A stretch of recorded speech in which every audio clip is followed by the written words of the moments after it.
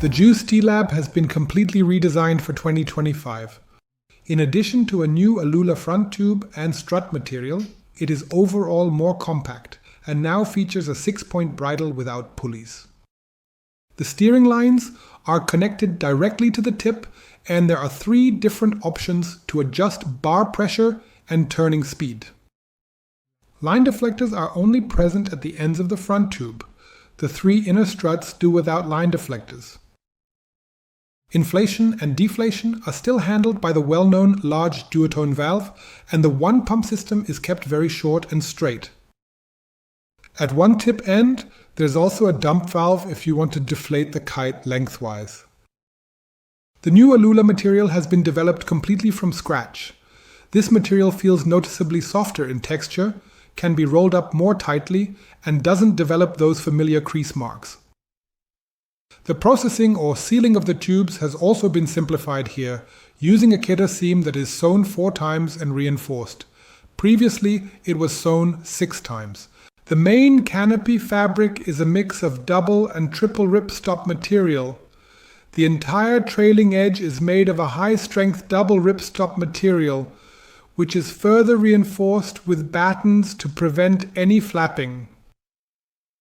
The material specifications as well as the intended area of use are also printed on the kite. The cross struts are attached to the canopy with a single seam, which is reinforced and glued on the inside. Impact and abrasion points are reinforced with rubberized material. Additionally, there is a reinforcement made of SLS material at the transition from the front tube to the center strut.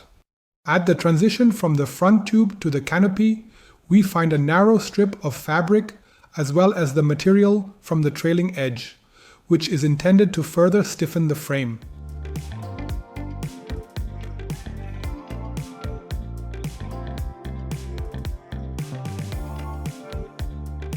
Its more compact shape compared to its predecessor, combined with a very high and consistent base pull and a newly designed profile, ensures perfect immediate airflow in light wind conditions. And it also provides enough power to generate steady propulsion even well below 10 knots, whether with a kite or a foil. In light wind conditions, the speed limit here is typically around 6 to 7 knots, and in the foil sector it is approximately 5 knots. Since we have a remarkable mix of strong base pull and exceptionally good flight speed, it's very easy for virtually anyone to fully access the complete potential.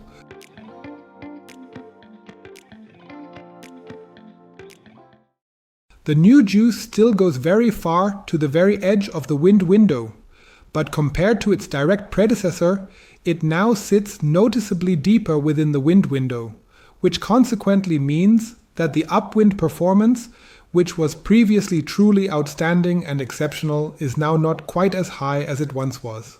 The consistent pull at the edge of the wind window without any need to correct its position has remained the same compared to the previous model.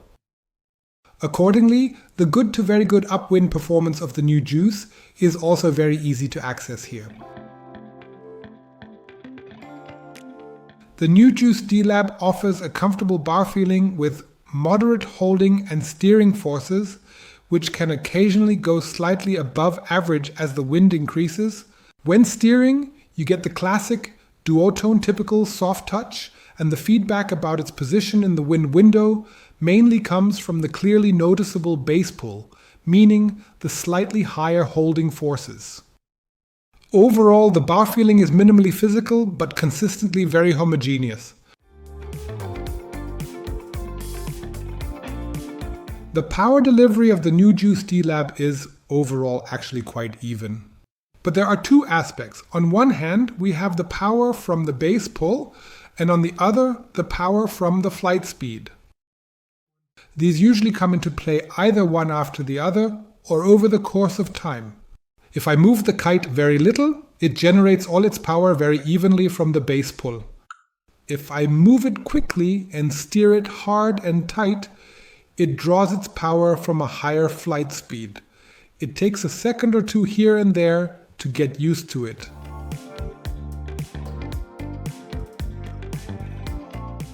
The The profile stability of the Juice Dlab 15 square meter is absolutely outstanding.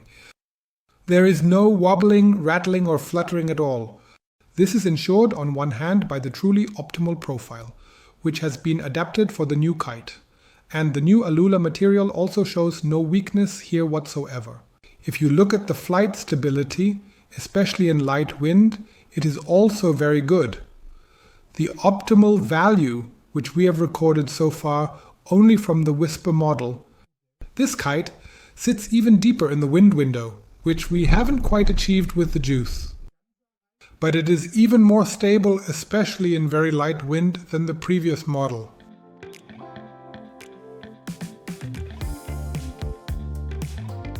With its lower aspect ratio and a slightly different bridle setup, a broader area is steered here compared to its predecessor. As a result, the flight pattern develops an absolutely smooth, crystal clear turning ability in medium to even slightly tighter radii.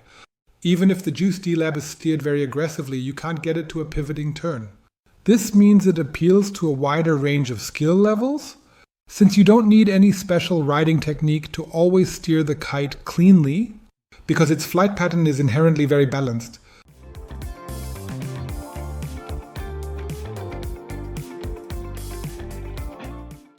The depower capability is always efficient and allows for a wide wind range, even though for comparison we also tested the Core Air and the Core Air Alula.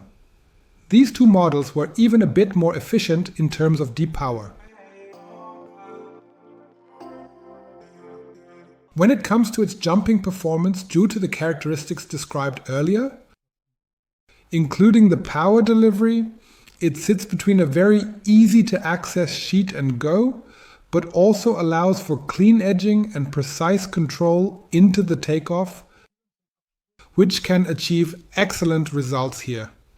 The aspect ratio is just a tiny bit lower than its predecessor, but it's still high enough to deliver great hang time even in light wind conditions, producing really nice hang time even with very little wind.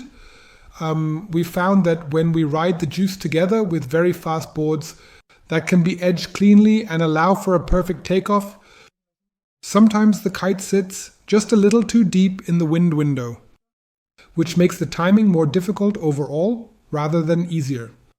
If I ride a bit slower overall and try to draw power from its base pull, I can really achieve optimal performance here. This theme runs throughout the entire kite. The changes that have been made here make this kite much more accessible, especially for riders with less experience compared to its predecessor.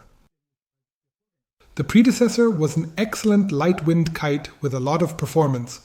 Its steering was more influenced by the tip of the wing, so the twist used to come more from the tip, but now it comes more from the middle of the canopy, giving it a rounder turning behavior. It always has a consistent power delivery because of this. The way it's suspended allows it to turn smoothly and everything is homogeneous and even. It's designed for an easy-to-handle flight profile. On the other hand, with the Alula, it also has a relatively thin leading edge for its size. This allows it, in terms of flight speed, if you get the timing right, to convert that into performance as well. This, in turn, appeals to riders with a bit more advanced skills. In terms of weight, there are absolutely no upper limits. Even very heavy riders will have absolutely no problems thanks to the consistent and evenly high base pull. They will have no issues at all. They always have enough power and enough feedback, which is needed even at the lowest skill levels. And for those of you who are lightweight, you might, if you are technically skilled at handling a kite, even feel drawn to the old model, because it was a little less physical.